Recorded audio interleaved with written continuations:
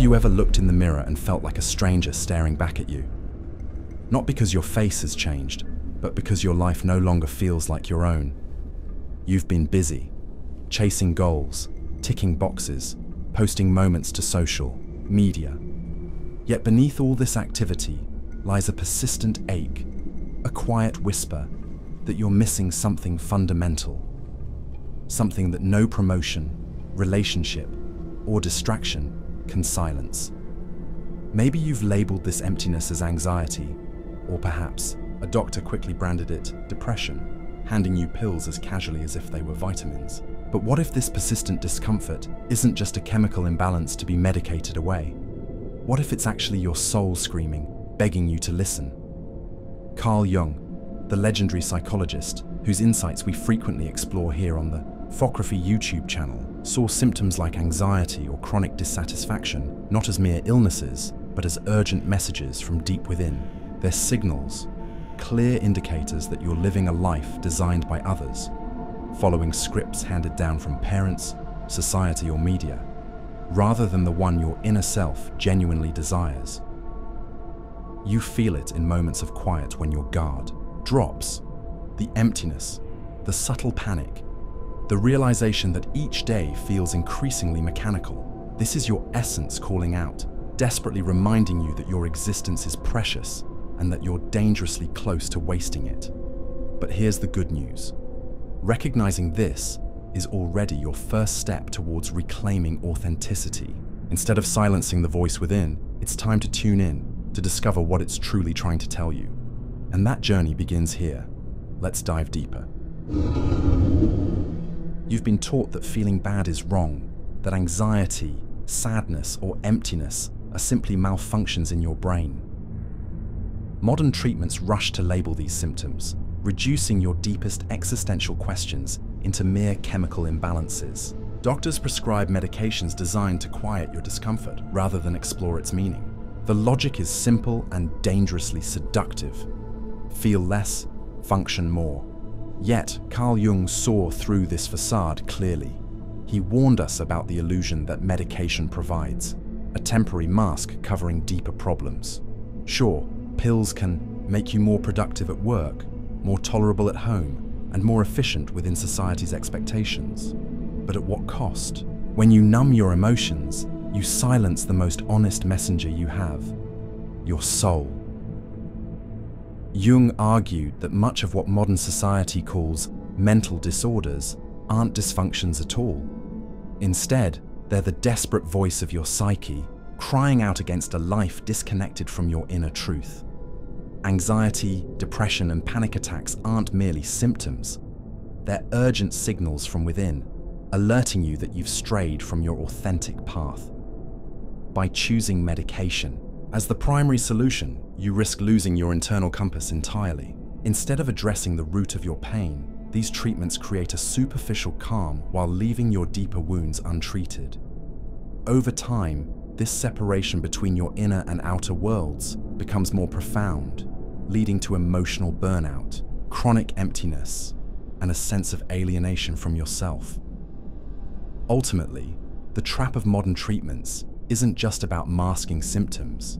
It's about trading your authenticity for conformity and your healing for convenience. True transformation demands that you confront your pain rather than silence it. It asks that you courageously face the uncomfortable truths your symptoms are desperately trying to reveal. In short, healing never comes from running away from discomfort. It comes from leaning into it, understanding it, and finally, allowing it to guide you back to yourself.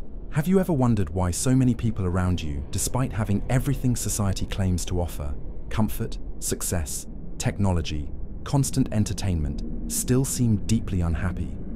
Why even your own life might sometimes feel unbearably hollow, despite all the boxes you've ticked? According to Carl Jung, the roots of this emptiness run much deeper than individual struggles. They're embedded in the very culture and structure of our society. We live in an environment that glorifies superficiality over depth, that rewards conformity rather than authenticity. From childhood, you're taught to follow a very specific script: study diligently, choose a safe career, earn money, buy things, maintain appearances, and always keep your vulnerabilities hidden. But nowhere in this script are you taught how to listen to your own intuition, how to nurture your inner self, or how to discover your own meaning and purpose. Your identity, according to this system, becomes entirely external. Your job title, your salary, the car you drive, the praise you receive from others. Yet, this outward-focused identity is precisely why so many people today feel so lost. Jung understood clearly that when you anchor your self-worth in external validation, you become trapped. You become vulnerable, constantly chasing approval, and distancing yourself further from who you genuinely are. This growing disconnection creates the emptiness that quietly erodes your joy, leaving you feeling out of place in your own life. But here's the painful truth. This disconnection isn't accidental, it's cultivated. A disconnected individual is far easier to manipulate and control.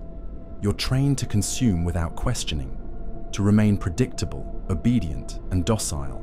And when you inevitably break down, when anxiety or depression hits, the system conveniently labels this as your personal failure, rather than acknowledging its own destructive influence. For Jung, real healing begins when you confront this uncomfortable reality. When you dare to recognize that the emptiness you feel isn't merely a personal shortcoming, but a symptom of a larger cultural illness. It means admitting that you've been shaped by a world more concerned with productivity than happiness, a culture more interested in your obedience than your well-being. This is your moment to choose clarity over numbness, authenticity over appearance. The emptiness you feel is an urgent call, your soul's demand for truth, and it's time to start answering it. Individuation, as Carl Jung described it, is the profound, transformative journey toward becoming who you genuinely are, beyond family expectations, cultural scripts, or societal roles. It's not about minor self-improvements or fleeting self-help trends.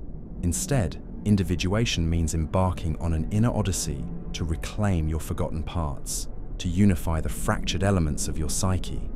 This journey begins precisely at the moment you can no longer tolerate living as a mere reflection of external expectations. Your soul begins to rebel, manifesting discomfort through anxiety, dissatisfaction, and a deep, unshakable emptiness. These feelings aren't faults, they're messages, calls from the unconscious inviting you toward authenticity. But individuation is not an easy path. It demands confronting the uncomfortable truths you've spent years running from. Unresolved traumas, suppressed emotions, and denied instincts.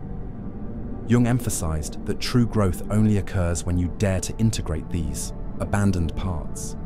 Integration isn't suppression or denial. It's acknowledgement, acceptance, and reconciliation with your inner complexities. Perhaps the most significant and challenging aspect of individuation is facing your shadow. Jung described the shadow as the hidden, darker aspects of your psyche. Anger you repress, desires you deny, envy you pretend doesn't exist.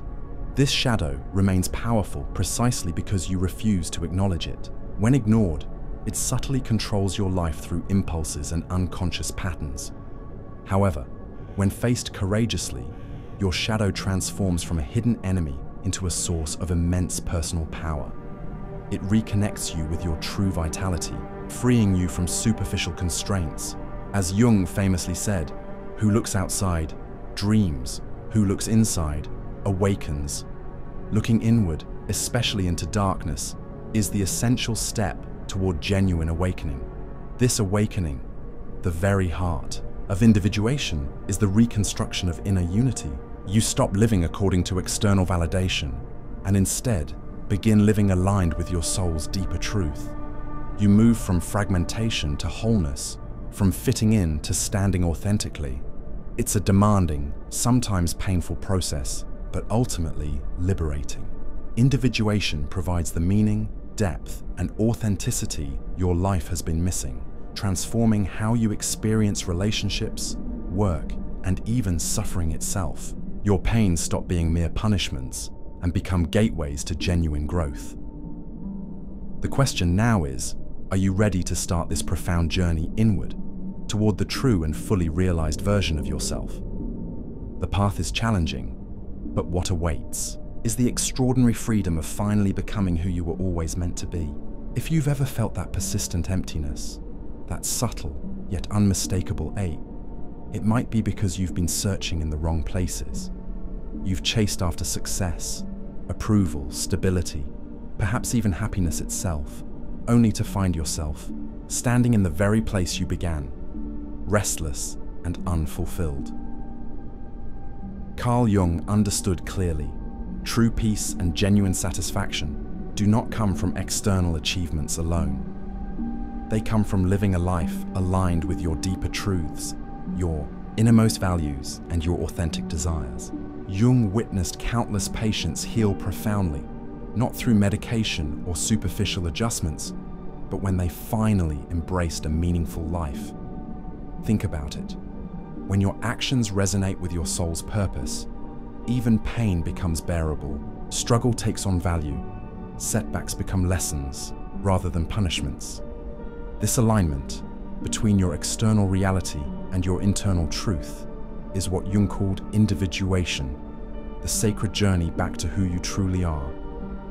But why is this so rare? Because society conditions you to equate your worth with productivity, appearance, and external validation. It teaches you to silence the quiet whisper inside, the voice that knows what truly matters. It convinces you that meaning can be found in status, money, popularity, or temporary pleasures. Yet deep down, you know it isn't enough. The soul doesn't speak the language of consumption or distraction. It speaks in purpose, connection, authenticity, and truth. The emptiness you feel isn't a failure, it's a powerful signal.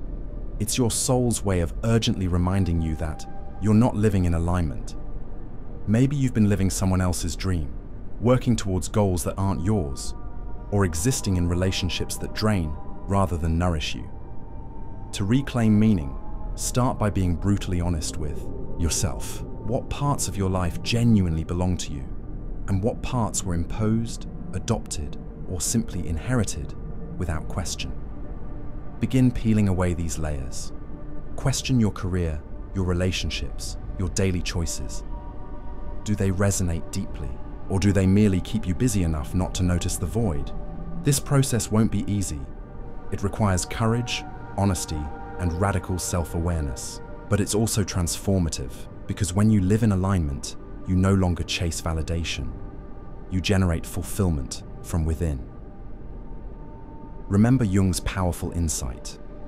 He who has a why to live can bear almost any how. Your meaning, your why, is the compass by which everything else becomes clear. It's time to discover yours. There comes a moment when running no longer works. No amount of distractions, achievements, or even medication can silence the ache that rises from somewhere too deep to name. It is at this breaking point that true healing begins, not by climbing higher into ambition, but by descending into the depths of yourself.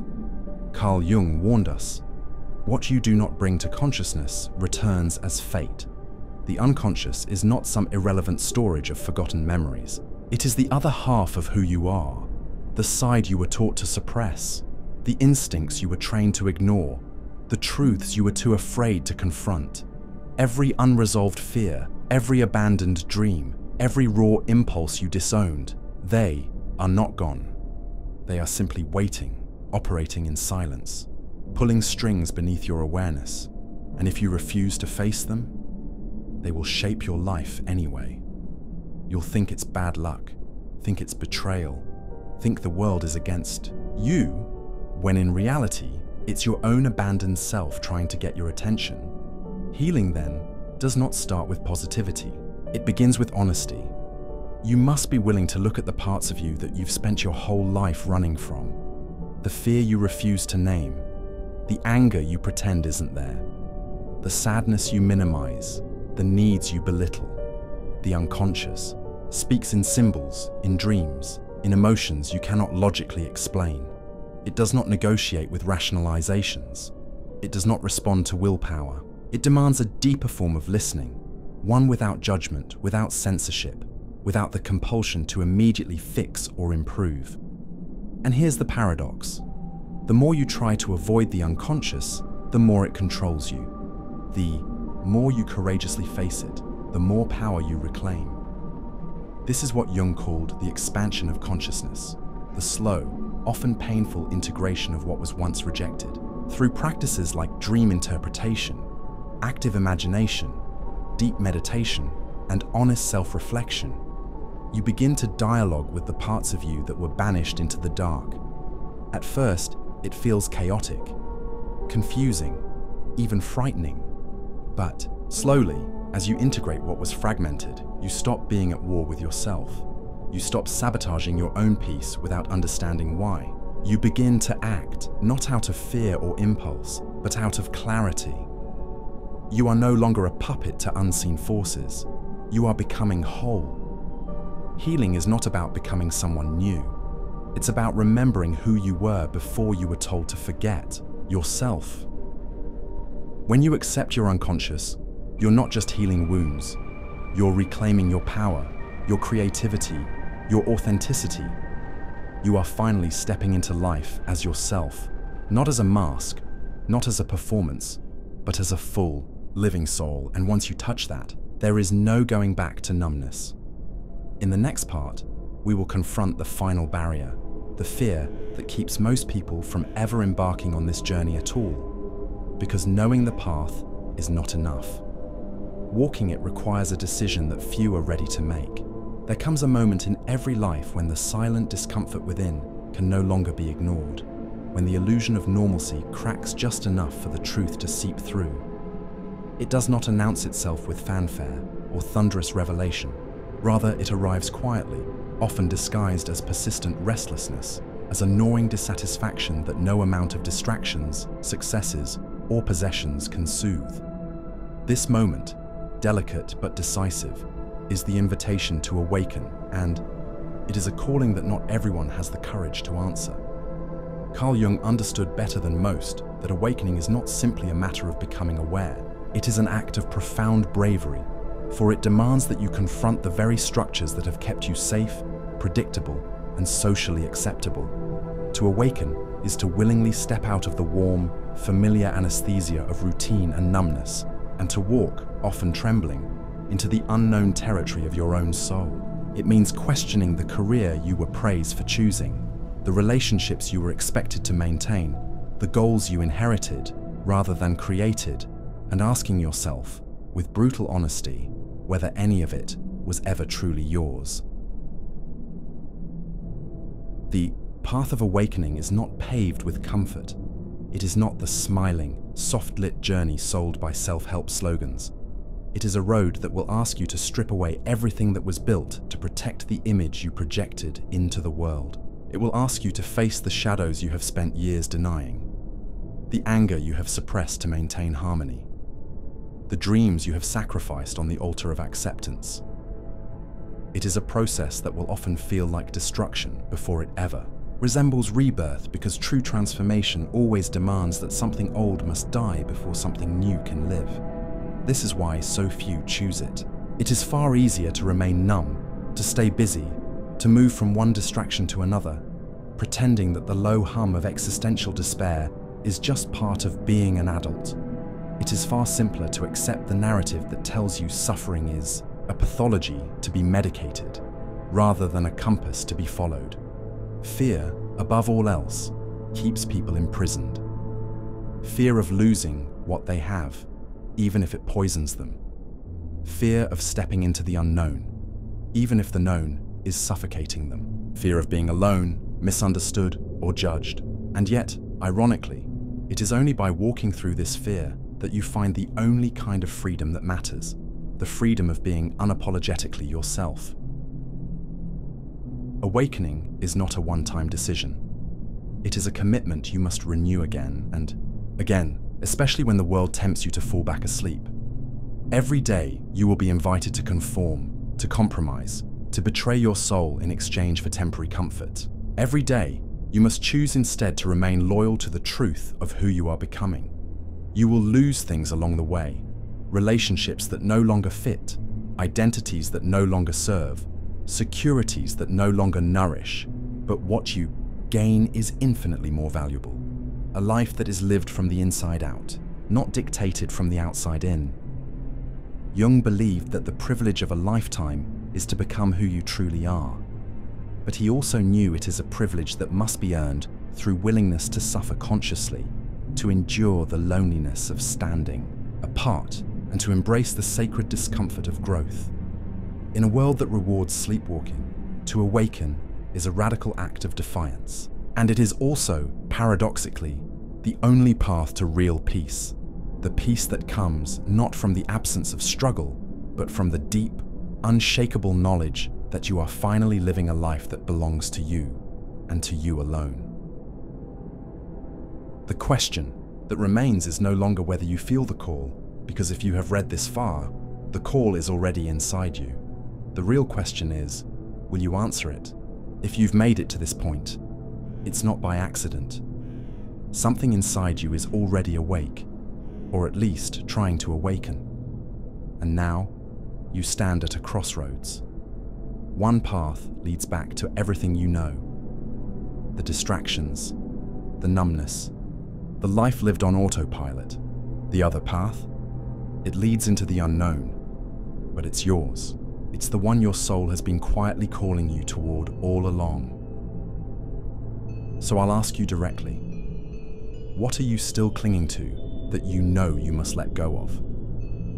Write it in the comments. It doesn't have to be perfect. It doesn't have to be long. But the simple act of writing it down, of speaking your truth, even silently, is the first rebellion against the life that was never truly yours. If this video stirred something inside you, if it made you think, question, or feel a weight lifting, even for a moment, then subscribe, because this isn't the end. It's just the beginning. There's more waiting for you, more awakenings, more truth, more life, but you have to choose it, and it starts right now.